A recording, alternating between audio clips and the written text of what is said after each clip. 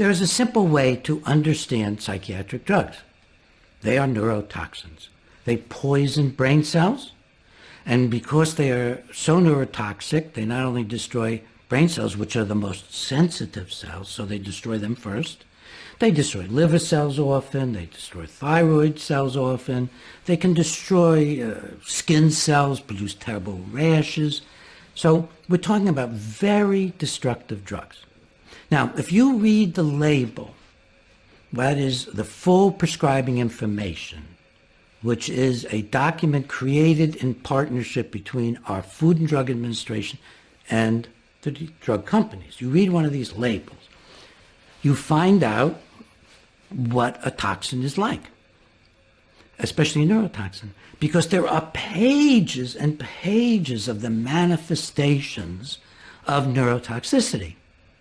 And in fact, since the brain has limited toxic reactions, has infinite creative reactions. It writes Shakespeare, the brain's infinite creative reactions. But when you damage it, it gets very stereotyped. Everything gets simpler and simpler. So all the psychiatric drugs and neurotoxins, they end up with a common final pathway of what happens when you simplify the functioning of the brain. So if you take any neurotoxin, arsenic, it doesn't matter, alcohol, in big enough doses for a long enough time, which psychiatric drugs always do. They always give big enough doses or they wouldn't have their effects. What you get is apathy as the energy, what I call deactivation, as the energy of the person is reduced. You get occasional euphoria, artificial high, which usually diminishes in favor of the apathy. And because they afflict the frontal lobes, because they all massively cross the blood-brain barrier, they're hitting everywhere in the brain. That's why they're different from a knife wound even into the head. They're more damaging than that, because they're infiltrating the whole circulatory system of the brain. It's encapsulated, but every drug is tailored to get in there. So it's going through the brain, it's infiltrating the brain, and it's got to eventually hit all of the emotion and intellectual centers of the brain. And when you do that, the brain just becomes indifferent. It's close to apathy, but it's a little different. You just don't care anymore. You're just not engaged in life anymore. Nothing quite matters to you as much anymore. And then, I think it's because of the frontal lobe injury, you develop what I call medication spellbinding.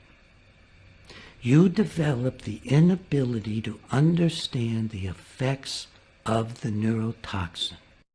So the technical term that I use in the literature when I develop this concept is intoxication anosognosia. Anosognosia is a concept that developed in neurology, that when portions of the brain are injured, you may not recognize the injury. Even you get a stroke on one side and the hand doesn't move anymore. You may not even recognize it because something happens that you begin to lose the perception of yourself.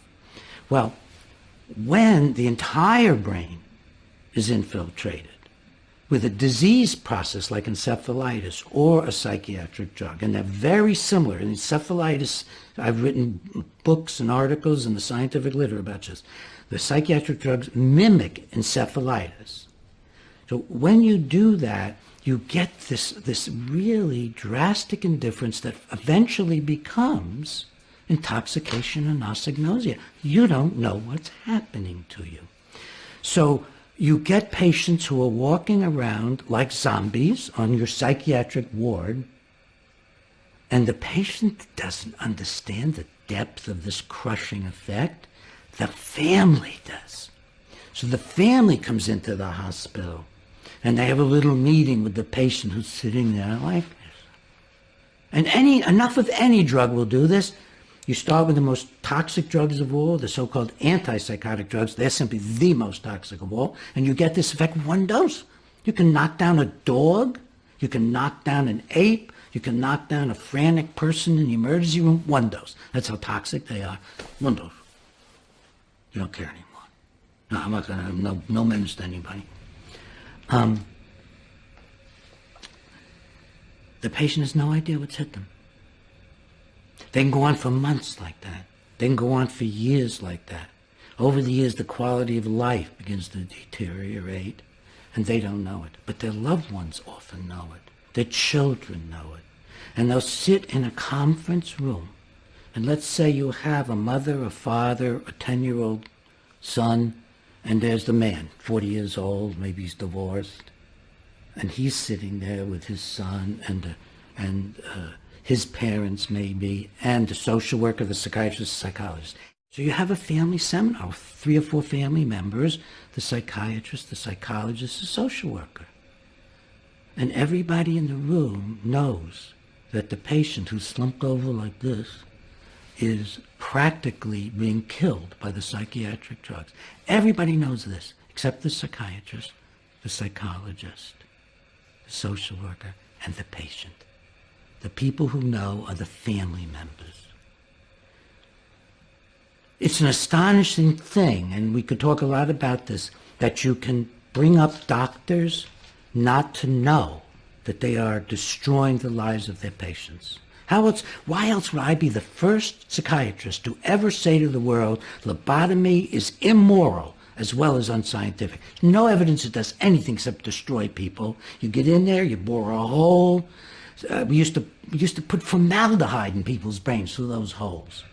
By the time I came around and did an international campaign to stop lobotomy and psychosurgery, which I mostly did throughout Europe, Canada, North America, U.S., I came and I debated people in England and so on, and even stopped programs in India and Japan. Before I came along, no psychiatrist in the history of my profession had ever stood up publicly and said, this must be stopped. It's slowed down because the drugs cause lobotomies. Remember, there's only just a few ways to damage the brain and a few ways to respond. So you damage the brain by doing massive cuts in the front or electrical storms in the front or poisoning it. And you're going to get these common effects of apathy, indifference, spellbinding where you don't know what's happening to yourself. Why was I the only one? Why am I still the only psychiatrist to stand up in public and testify in court and say shocking the brain with 10 times now the energy levels we used decades ago, shocking the brain until you cause flatlining, shocking the brain until you flatline. After, of course, a massive seizure exhausts your brain and you flatline, so that you come out in a condition which any reasonable physician would say is severe traumatic brain injury, because it has every characteristic that meets the scientific criteria for severe traumatic brain injury. You have a massive insult to the brain, you have a massive seizure, you have flatlining followed by complete loss of memory for everything surrounding the trauma. Never mind the past that's going to memory loss and the future memory loss. You have confusion, you have disorientation, takes you many minutes to awaken. You awaken in a state where your judgment is gone, where you have to be taken care of by other people. I mean, not 1, not 2, not 3, but 2 or 3 a week, week after week. And somebody wants to claim you need a scientific study, which we have, to show it causes brain damage? What upbringing does it take of a psychiatrist? What does it take so that you don't look at this and say, oh my God, the horror? So all of this raises issues about what is it to be a human being, and I hope that gets touched on. What is it to be a human being? We are so malleable. I remember there's a man I haven't seen in decades who did a study of Norwegian concentration camps. He said, the Norwegians always said during the war how they're terrible Germans, and then when the Germans took control of Norway, they set up a concentration extermination camp right in Norway, and they got plenty of people to participate. And you can bet you anything you could do it in the U.S. I'm certain of it. Not even big changes. We put the Japanese into these terrible camps. Why did we pick them? We hardly put any Germans in. So if you can tell somebody's different, you can do anything in the world you want to. That's human nature. But somehow in medicine, in particular, that has gotten activated over centuries of arrogance and medical control and medical know-it-allness. Then you get somebody like Peter Goetze who comes along, or myself who comes along, and, you know, we just don't know about all that. We're reading stuff about human beings. We want to know what helps them, what hurts them. We're not thinking what's going to empower me. I think that's one of the big differences. We're thinking about how do you save lives? How do you protect people? I remember thinking that as an 18-year-old volunteering in a state mental hospital. How do you protect these people? But most people are thinking, how do I protect myself? And I don't blame them. I don't blame them. I don't make my friends become reformers or something. But this is the complicated nature of human life. I'm getting far afield. Let me talk very briefly about some of the things done to me, because that might be interesting to just get them in. The efforts made to destroy a person who starts out young like me and who has a massive accomplishment, like, you know, preventing the lobotomists from coming back and doing again millions of people around the world. It wasn't just the license attack in '87. When they failed at that, in 1994, I was made the scientific researcher for all the combined suits against Eli Lilly for alleged violence, suicide, mayhem, mania caused by the first of the long line now of newer antidepressants, many of them called SSRIs, but just think of the newer antidepressants because there's many and there's mixed. Once I got that position, I discovered that even though I was now extremely well known on all the television shows, Oprah, I mean, every big television show I was on, morning news, evening news, Dan Rather this didn't matter. I couldn't get a book published. A long struggle began where a few brave publishers, always with the president believing in me of the corporation, would publish me. And I found that Eli Lilly was sending letters to all of the media, linking me to bizarre organizations with which I had nothing to do. And then during this period of time, and I have no idea who to attribute it to. I certainly can't attribute it to Eli Lilly. For one thing, Lilly was just the beginning of multiple other pharmaceutical companies who viewed me especially as being the central and single scientific expert for all the suits against Lee. They viewed me as the person with his finger in the dike, the one person standing up to the antidepressants. You can see how successful I was, huh? I was not successful at all, but I began at least the criticism of it. And during that period of time, my whole family got sick. And I've never talked about this on television before. My whole family, we got sick. My wife and my youngest daughter and me. We got respiratory illness mainly. We couldn't figure out what it was. We went from doctor to doctor to doctor. And finally, a plumber went in our basement. And he came back, looking white. And do you know, he said, that the chimneys from both your water heater and your home oil burner have been removed and hidden or placed behind the heaters and the furnace? No, we didn't. And of course he immediately, it wasn't hard, just put them back in place and said they're going to have to be re-cemented. They're not cemented into place anymore.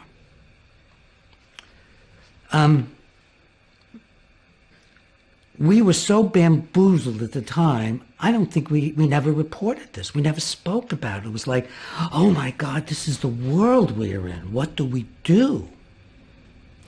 Later on, when the death threats became very specific, we're going to kill you, I'm going to kill your family at Christmas, this coming Christmas, this is October, November. We called the FBI. It was less cowed later on. We get the FBI in. I tell them, we get the FBI in, I tell them, I think I know who this is.